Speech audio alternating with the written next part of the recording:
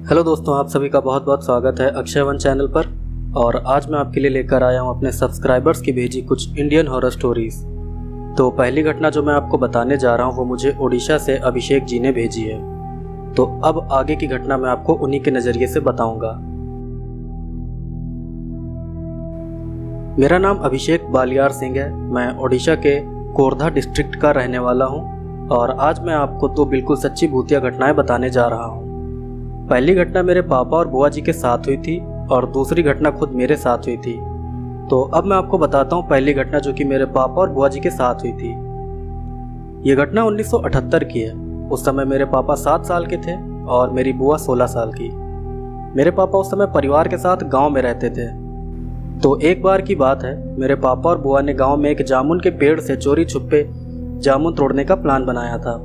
मेरे पापा और उनकी बड़ी बहन ने तय किया था कि वो रात के 3 बजे जामुन तोड़ने जाएंगे ताकि कोई भी उन्हें जामुन तोड़ते हुए ना देख पाए। तो फिर उसी रात को 3 बजे मेरे पापा और बुआ जामुन तोड़ने के लिए चले गए। मेरी बुआ पेड़ पे चढ़ के जामुन तोड़ रही थी और पापा पेड़ के नीचे खड़े थे। बुआ जी को जामुन तोड़ते हुए भी कुछ मिनट ही बीते थे कि तभी मेरे पापा ने अपने से थोड़ी दूरी पर एक औरत को देखा जो कि सफ़ेद कपड़े पहने हुई थी। वह औरत जमीन से 6 इंच ऊपर उड़ते हुए कहीं जा रही थी। ये देखकर मेरे पापा डर गए और उन्होंने तुरंत उस औरत के बारे में बुआ को बताया। तो मेरी बुआ ने भी पेड़ के ऊपर से ही उस औरत को देखा। फिर मेरी बुआ के देखते ही देखते वो औरत बांस के पेड़ों के पास जाकर गायब हो गई। ये सब देखते ही मेरी बुआ मेरे पापा को साथ लेकर वहां से भाग गई और सीधा अपने घर में आकर रुकी। अगले दिन बुआ ने ये सारी बात मेरे दादाजी को बताई। तो मेरे दादाजी ने मेरे पापा और बुआ को बहुत डांटा। साथ ही मेरे दादाजी ने मेरी बुआ से ये भी बताया कि वहाँ पर बहुत समय से एक लड़की की आत्मा भटक रही है। इस वजह से रात के समय वहाँ पर कोई भी नहीं जाता है। तो दोस्तों, ये थी पहली भूतिया घटना जो कि मेरे पापा और बुआ जी के साथ हुई थी। और अब मैं आपको बताता हूँ एक और बिल्कुल सच्ची पैरानॉर्मल घटना जो कि खुद मेरे साथ हुई थी। दूसरी घटना जो मैं आपको बताने जा रहा हूँ वो मेरे साथ साल 2016 में घटी थी। उस समय मैं 10वीं क्लास में था और शाम को ट्यूशन भी पढ़ने जाता था। तो हुआ ये कि एक बार मैं अपने ट्यूशन से रात के 8 बजे घर आ रहा था। तो मुझे उस दिन कुछ नॉनवेज खाने का मन किया, इसलिए मैंने ट्यूशन से लौटते समय तंदूरी चिकन ले लिया। मेरे ट्यूशन वाले रास्ते पे एक कब्रिस्तान भी पड़ता है और मैं वहीं से अपनी साइकिल लेकर ट्यूशन से वापस घर जा रहा था। तो जैसे ही मैं उस कब्रिस्तान के पास पहुंचा, वैसे ही मेरे सामने एक 7 फुट लंबी आदमी जैसी धुंधली आकृति आ गई। उस आकृति को देखकर मैं डर के मारे साइकिल लेकर गिर पड़ा।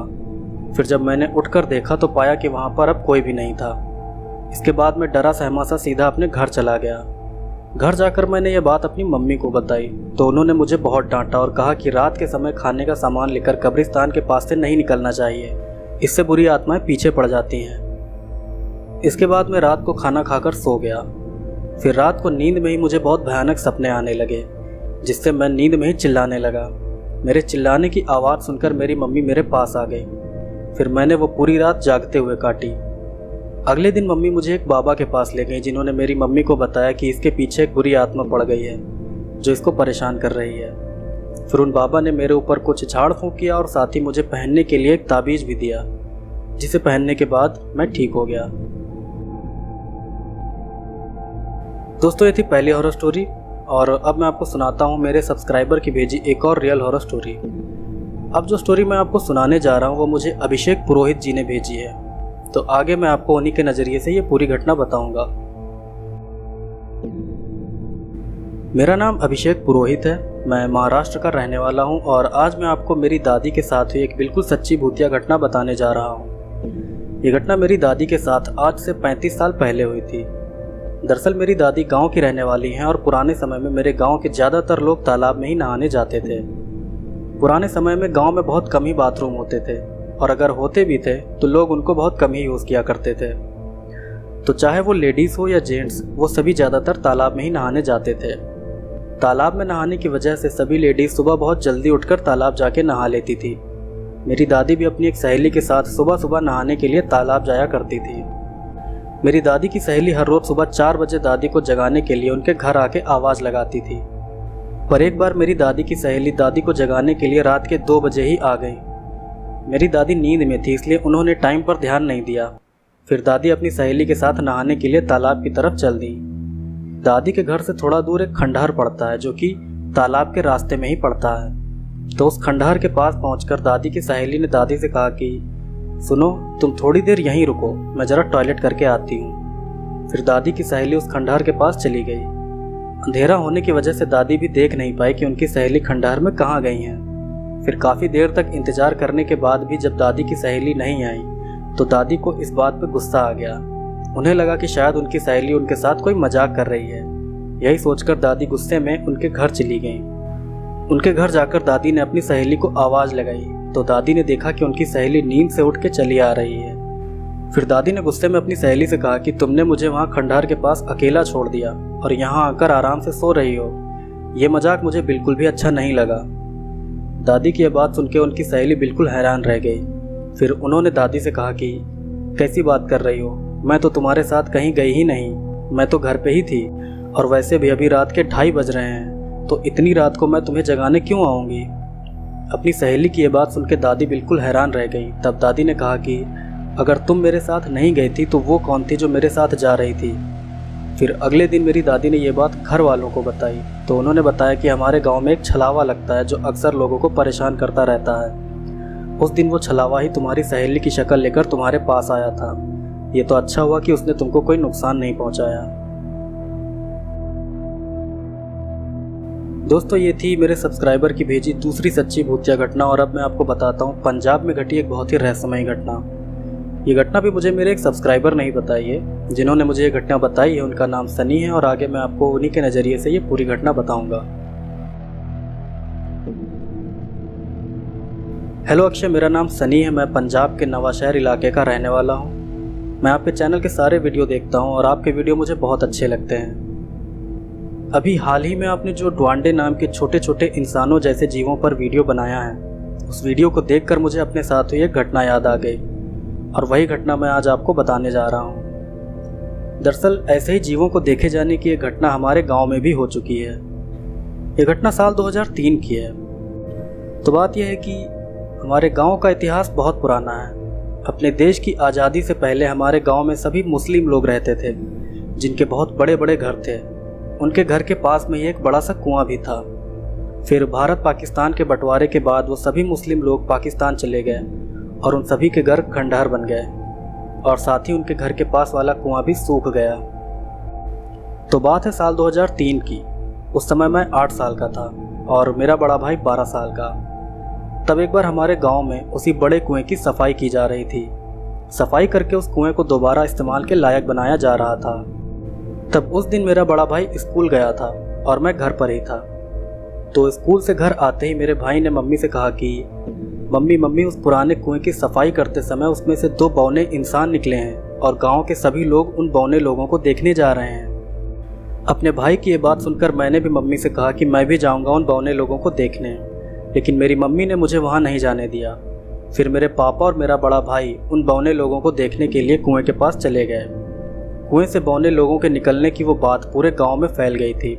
फिर जब मेरे पापा और भाई कुएं के पास से लौट कर घर आए तब उन्होंने मेरी मम्मी को और मुझे सारी बात बताई। उन्होंने कहा कि वो बौने इंसान इतने छोटे थे कि पहली नज़र में तो लग ही नहीं रहा था कि वो कोई जिंदा इंसान है। वो बौने इंसान छोटे छोटे खिलौनों जैसे लग रहे थे। फिर मेरे पापा ने हमको पूरी बात बताई। पापा ने बताया कि सफाई करने वाला शख्स जब कुएं के अंदर उतरकर सफाई करने लगा तभी उसे एक आवाज़ सुनाई दी, तुम यहाँ क्या कर रहे हो। वो आवाज़ सुनते ही सफाई करने वाला वो शख्स ऊपर खड़े लोगों को आवाज़ देके बुलाने लगा और कहने लगा कि अरे भाई मुझे ऊपर खींचो, यहाँ कुएं में कोई भूत है। फिर इतने में ही 2 बहुत छोटे छोटे इंसान उस सफाई करने वाले के पैर के पास आकर बोले कि डरो नहीं, हम तुमको नुकसान नहीं पहुँचाएंगे। फिर सफाई करने वाले शख्स ने जब उन छोटे लोगों को देखा तो उसने कहा कि आप लोग कौन हैं और यहाँ क्या कर रहे हैं। तब उन बौने लोगों ने कहा कि हम सब नीचे ही रहते हैं, ज़मीन के नीचे ही हमारी दुनिया है। तभी फिर कुएं के ऊपर खड़े लोगों ने आवाज़ लगाकर उस सफाई कर्मी से कहा कि अरे भाई तुम नीचे देख के किससे बातें कर रहे हो। तब उस सफाई कर्मी ने बताया कि नीचे 2 इंसान हैं जो कि आकार में बहुत ही छोटे हैं। उस सफाई कर्मी की बात सुन के ऊपर खड़े लोग हैरान रह गए। वो सोचने लगे कि ये बंदा कैसी बातें कर रहा है। फिर उस सफाई कर्मी ने उन छोटे लोगों से कहा कि क्या आप लोग मेरे साथ ऊपर चलोगे बाकी लोगों से मिलने। तब उस आदमी की बात पर उन छोटे लोगों ने कहा कि हाँ हम ऊपर चले जाएंगे, लेकिन हम ज़्यादा देर तक ऊपर नहीं रह सकते और हम कुएं के पास ही रहेंगे। फिर वो सफाई कर्मी उन छोटे लोगों को अपने साथ लेकर ऊपर आ गया। ऊपर खड़े लोगों ने जब उन बौने लोगों को देखा तो वो सब बहुत ज़्यादा हैरान रह गए। इसके बाद पूरे गांव ने उन बौने लोगों को देखा। उन बौने लोगों ने गांव के लोगों से कहा कि आप सब हमसे डरिए नहीं, हम आपके जैसे ही इंसान हैं, बस हम ज़मीन के ऊपर नहीं रह सकते, हमारी दुनिया ज़मीन के नीचे है। फिर थोड़ी देर गांव वालों से बात करने के बाद उन बौने लोगों ने उनको वापस कुएं में छोड़ने को कहा। साथ ही उन बौने लोगों ने यह भी कहा कि आप लोग अपना काम जारी रखें, अब हम आपको परेशान नहीं करेंगे। इसके बाद उस सफाई कर्मी ने उन बौने लोगों को वापस कुएं में छोड़ दिया। उस सफाई कर्मी ने बताया था कि जब उसने उन बौने लोगों को कुएं के अंदर ज़मीन पर रखा तब उन दोनों बौनों ने एक दूसरे का हाथ पकड़ लिया और उनके हाथ पकड़ते ही उस सफाई कर्मी की आंखों के सामने धुंधलापन छा गया। फिर थोड़ी देर बाद उसकी आंखों का धुंधलापन ठीक हुआ। तब उसने देखा कि वो दोनों बौने अब वहाँ से गायब हो चुके थे। उस सफाई कर्मी को लगा कि कुएं में शायद कोई छेद होगा जिससे वो लोग वहाँ आए होंगे, लेकिन उसके बहुत ढूंढने के बाद भी उस सफाई कर्मी को कुएं में कोई भी छेद नहीं मिला। ये पूरी घटना मुझे मेरे पापा ने बताई थी और उन्होंने मुझे ये भी बताया था कि वो बौने लोग आवाज़ से बहुत ही शांत और अच्छे लोग लग रहे थे। ऐसा लग रहा था जैसे वो बौने कोई बहुत बड़े साधु संत हों। फिर उस दिन के बाद से वो बौने जीव वहाँ पर कभी नहीं दिखे। तो दोस्तों, आज का वीडियो यहीं पर ख़त्म होता है और अगर आपको वीडियो पसंद आया तो प्लीज़ वीडियो को लाइक करें और कमेंट करके बताएं कि आपको वीडियो कैसा लगा या कौन सी स्टोरी आपको अच्छी लगी। बाकी मैं डुआंडे के और भी वीडियो इंस्टाग्राम पर पोस्ट कर दूंगा। वीडियो बनाने के चक्कर में मैं डुआंडे की वीडियो इंस्टाग्राम पर अपलोड नहीं कर पा रहा था। अब मिलते हैं आपसे अगले वीडियो में, तब तक के लिए जय श्री कृष्ण।